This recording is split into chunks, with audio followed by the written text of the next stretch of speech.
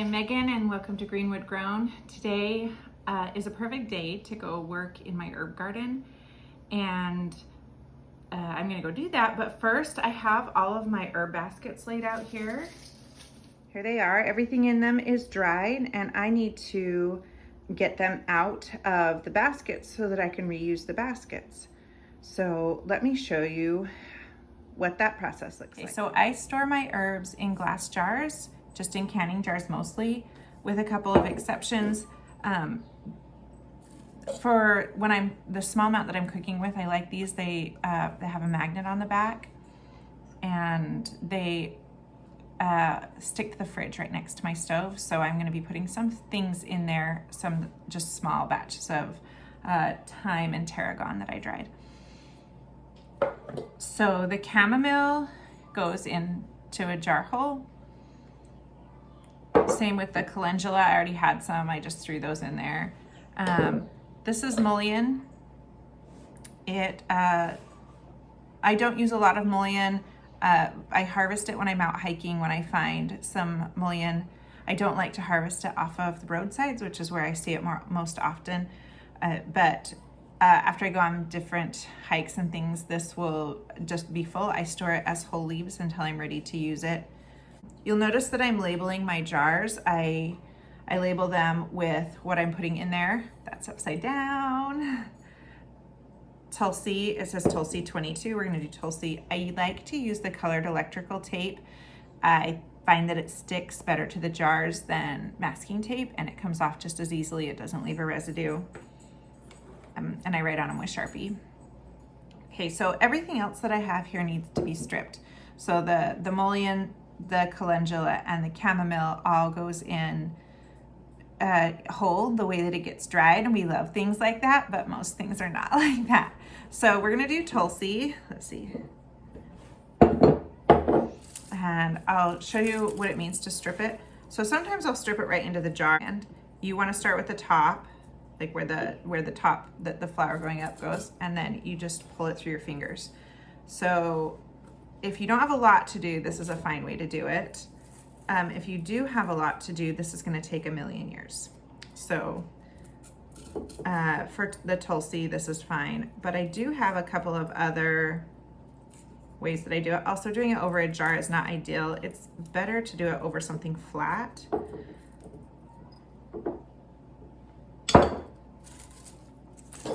And actually a basket, just to do it over the basket is fine.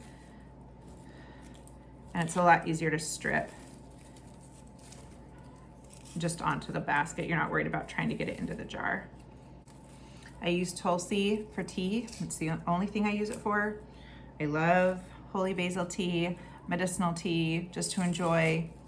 Tulsi is one of those magical herbs that's both medicinal and tastes amazing.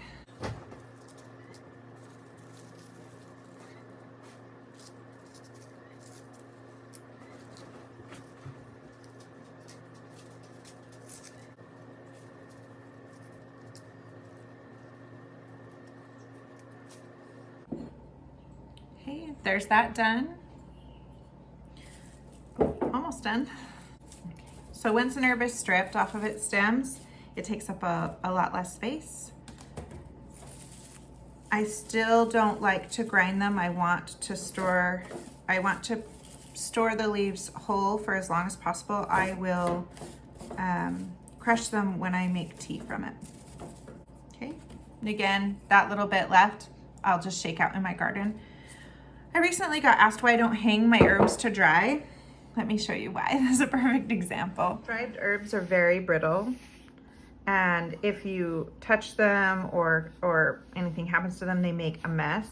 I don't really have a place in my house or on my property where that it's okay for this to be messy. So it's better for me to dry them in baskets where they're contained. They still get good airflow, and they're sort of out of the way. I also have shelves that are in a warm spot but are out of direct sunlight, which is what we're looking for drying herbs.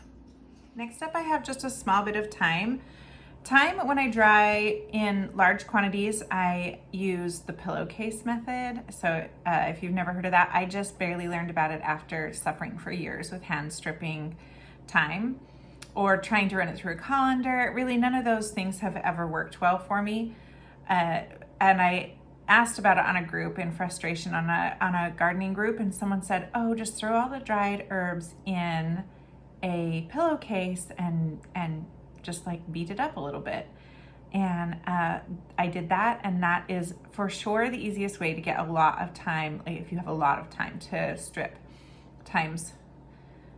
I love it. It's a little obnoxious. So for this small amount though, I could hand strip it, or I have one of these things. If you haven't seen this, this is an herb stripper. It works for a lot of different things.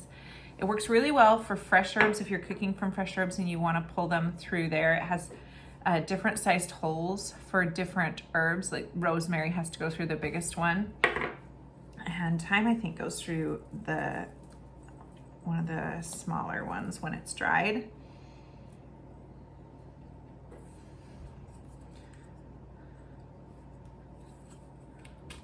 Oh yeah, that one's too big.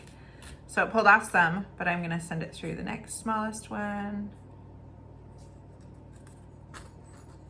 And that's still too big. It's the smallest one. So you want it to fit tight, and then it will pull off most of the leaves. So then the leaves are in the little cup, and this is bare. And that is an easy way to process a small amount of time, but it's a little tedious for if you have a lot. It just takes too long. So, and I'm gonna get a plate because thyme is so small, and I want to capture on something other than a basket because it's so hard to get out of the basket. Okay, so I'm done with the thyme, and why, you might ask, do I need a plate if I'm using the little stripper? The stripper is meant for fresh herbs, but let me show you why I need the plate. So there we go. You can see a lot of it ended up in there. Oh, there's still a stem floating around in there. A lot of it ended up in there, but the herbs are just, dried herbs are messy and they flip around and they fly. They're really light. And so getting some to catch the rest of it, or getting the plate to catch the rest of it, is just makes my life easier. So up next is tarragon. Tarragon I strip by hand. I'm gonna do it onto this plate because it's here. And lastly, lemon balm is what's in my two big baskets. It's in this one and the other big one. And so we're gonna get that taken off, and I also strip that by hand. It's this lemon balm is like mint. It's really easy to strip. You just pull the stem and it comes right off. I use lemon balm both for tea and for medicinal purposes, usually used as a tea, but also I do make an infused oil with it every year that I use for skin care applications. So I'm outside now. I wanted to show you one more thing before I wrapped up the video and showed you the finished product, I guess. I also have drying racks for larger amounts of herbs. Don't mind the chicken who has just laid an egg she is particularly proud of, evidently. Let me show you the right here. I have, they're just frames with hardwire cloth on them. Right now I have cypress drying on this one, and there's the sticks that I just need from stripping mint, because both of these did have mint on them before I put the cypress on them. So we process the mint. I grow a lot of mint and I use a lot of mint, so I need to dry that outside. And I just put them in the shade of my plum tree so that they're out of direct sunlight, but still get the heat and the circulation. And mint, just because of how much I'm using, I also turn it. So it's really the only one. If I'm outside, I might turn this cypress too. Some of these things that are outside that just have more mass and are more compact, I will turn periodically. So mint takes about a week to dry, and I'll just turn it once a day while it's drying. All right, let's go back inside and take a look at the herbs all stored in their containers. Okay, and here are, that's the lemon balm.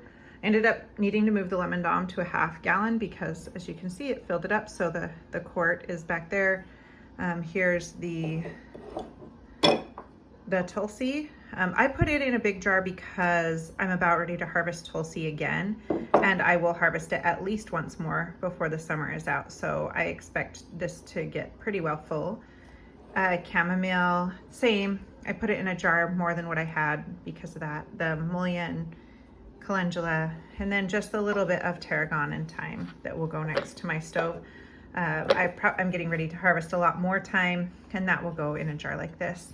And I'll make a video either here or on Instagram showing how I strip large amounts of that, which is with the pillowcase.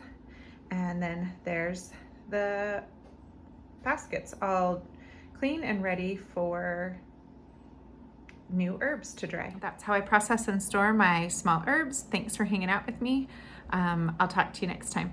Oh, if you have any questions, ask me in the comments. Talk to you later. Bye.